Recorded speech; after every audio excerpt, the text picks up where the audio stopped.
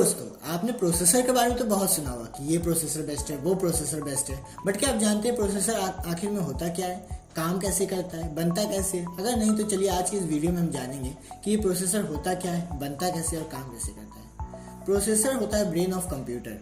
आपने लैपटॉप में गेमिंग की होगी, आपने मोबाइल में नेट सर्फ किया होगा, यूट्यूब इंस्टा स्क्रॉल किया होगा, बट ये सब इतना फास्ट हो रहा है आखिर कैसे? प्रोसेसर की वजह से। तो ये तो देख लिया हमने कि प्रोसेसर होता क्या है। अब बात करें कि ये काम कैसे करता है, तो प्रोसेसर के अंदर लगे होते हैं 3 पार्ट्स, ALU, CPU और मेमोरी यूनिट। ALU का काम होता है वो सारे अरिथमेटिक लॉजिकल ऑपरेशंस को देखता है, जबकि CPU जो होता है वो सारी चीज़ों को मैनेज करता है कि सारी चीज़ें काम कैसे कर रही हैं, वही इनका कंट्रोल यूनिट होता है। अगर बात करें हम मेमोरी यूनिट की, तो मेमोरी यूनिट हम सभी जानते हैं कि वो स्टोरेज के लिए होता है। अच्छा, अब इसमें एक इंटरेस्टिंग बात कि ये जो ALU, CPU और मेमोरी यूनिट होते हैं वो आखिर लगे कहाँ होते हैं, तो मैं आपको बता दूं कि वो कहीं नहीं लगे होते हैं।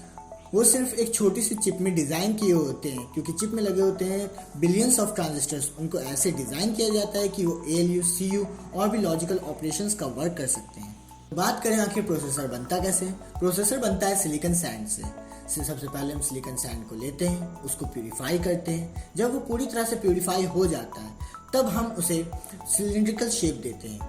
जब वो सिलिंड्रिकल शेप बन जाता है उसका, तब हम उसे वेफर्स में कट कर लेते हैं, एकदम पतले पतले वेफर्स में। जब वो वेफर्स में आ जाता है तो उसके साथ हम करते हैं फोटोलिथोग्राफी।